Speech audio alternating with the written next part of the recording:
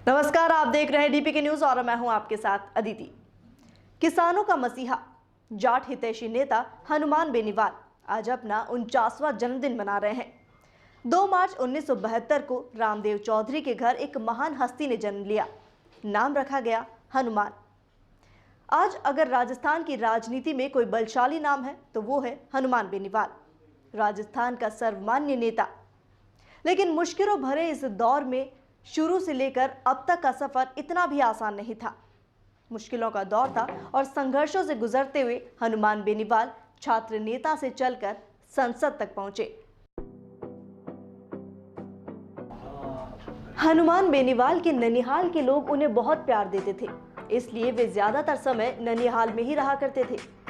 नागौर जिला मुख्यालय से 25 किलोमीटर दूर स्थित बैरन गांव के रहने वाले हनुमान बेनीवाल के पिता विधायक रहे हैं, जिस कारण बचपन से ही उन्हें राजनीतिक वातावरण मिला। बेनीवाल की ज्यादातर शिक्षा जयपुर में हुई। यहाँ पढ़ाई के दौरान राजस्थान विश्वविद्यालय की गतिविधियों को देखते हुए बेनीवाल ने चुनाव लड़ने की ठानी। उन्हें राजस्थान कॉलेज में प्रेसिडेंट पद पर चुना गया, जिसके बाद उन्होंने पीछे मुड़कर नहीं देखा। साल 1984 रामदेव बेनीवाल के लगातार 2 चुनाव हारने के बाद एक नौजवान जयपुर के महाराजा कॉलेज के बाहर अपने साथियों के साथ खड़ा था। उसके साथी हर आते जाते छात्र को एक पर्चा थमा रहे थे। पर्चे पर लिखा था हनुमान बेनीवाल फॉर प्रेसिडेंट। हनुमान बेनीवाल 1994 में महाराजा कॉलेज से पहली मर्तबा अध्यक्ष बने। सियासत में ये उनका पहला कदम था। 1995 में वो दूसरी दफा महाराजा कॉलेज के अध्यक्ष बने। 1996 में लॉ कॉलेज के अध्यक्ष बने। बतौर छात्र नेता वे तेजी से उभर रहे थे। आने वाले 2 साल उनकी जिंदगी को पूरी तरह बदल देने वाले थे। लेकिन उससे पहले किस्सा सुनाते हैं 1996 का। राजस्थान यूनिवर्सिटी उस दौर में बंद और हड़तालों के लिए जानी जाती थी। वहीं दोनों नेता महेंद्र चौधरी और हनुमान बेनीवाल प्रचार प्रसार के दम पर चुनाव जीत कर आए थे कि वो बंद और हड़तालों के चलते यूनिवर्सिटी के आम छात्रों की पढ़ाई डिस्टर्ब नहीं होने देंगे। इसलिए ये दोनों नेता यूनिवर्सिटी बंद के सख्त खिलाफ थे। सुबह 9:15 बजे दोनों पक्ष यूनिवर्सिटी गेट पर आमने सामने हो गए। दोनों तरफ तनाव बढ़ता जा रहा था। पुलिस ने छात्रों की भीड़ को हटाने के लिए लाठीचार्ज कर दिया। बदले में गुस्साए छात्रों ने पुलिस पर पत्थर बरसाए।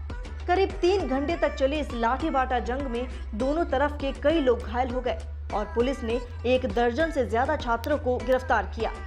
इसमें शामिल थे महेंद्र चौधरी और हनुमान बेनीवाल। उस समय राजस्थान के मुख्यमंत्री थे भैरव सिंह शेखावत। विधानसभा सत्र के दौरान वो राजधानी में छात्रों का कोई आंदोलन नहीं चाहते थे। स्थिति पर काबू पाने का सिर्फ एक ही जरिया था, गिरफ्तार किए गए छात्र नेताओं को तुरंत रिहा किया जाए। स्थिति की गंभीरता को समझते हुए रात करीब 2 बजे गिरफ्तार किए गए सभी छात्र नेता छोड़ दिए गए। लेकिन जब तक ये लोग जेल से छूटकर आए, शहर में अखबार छप चुके थे। सुबह के तकरीबन 4:30 का वक्त था। जयपुर के सिंधी कैंप बस स्टैंड पर खड़े छात्र चाय पीते पीते अखबार पढ़ रहे थे। अखबार पर किनारे ये तारीख बताती थी कि ये 9 अगस्त का दिन था। राजस्थान विश्वविद्यालय में बवाल, छात्र संघ अध्यक्ष सहित 1 दर्जन छात्र नेता गिरफ्तार। पहले पन्ने पर यही खबर थी।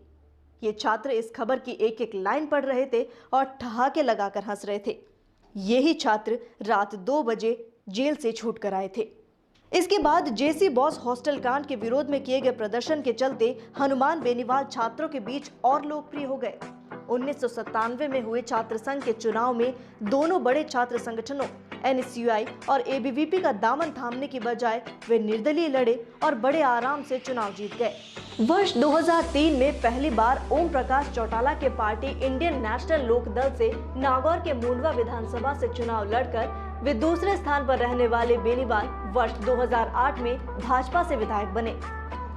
खींवसर विधानसभा क्षेत्र से विधायक बनने के बाद वसुंधरा राजे का विरोध करने के चलते उन्हें पार्टी से निष्कासित कर दिया गया।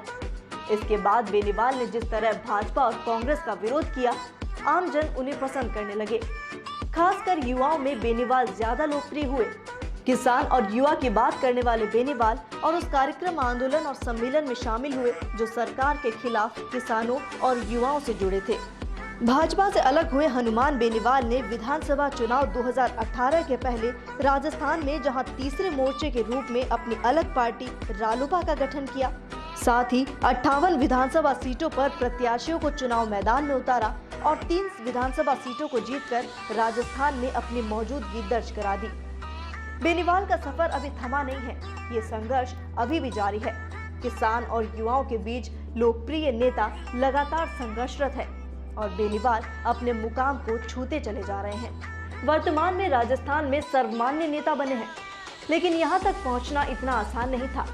मुश्किलों से निकलकर हनुमान बेनीवाल ऐसे शीर्ष तक पहुँचे हैं जहां अगर वे खड़ा होकर बोलना शुरू कर दे तो विपक्ष भी चौकन्ना होकर सुनने को मजबूर हो जाता है। Bureau report, DPK news.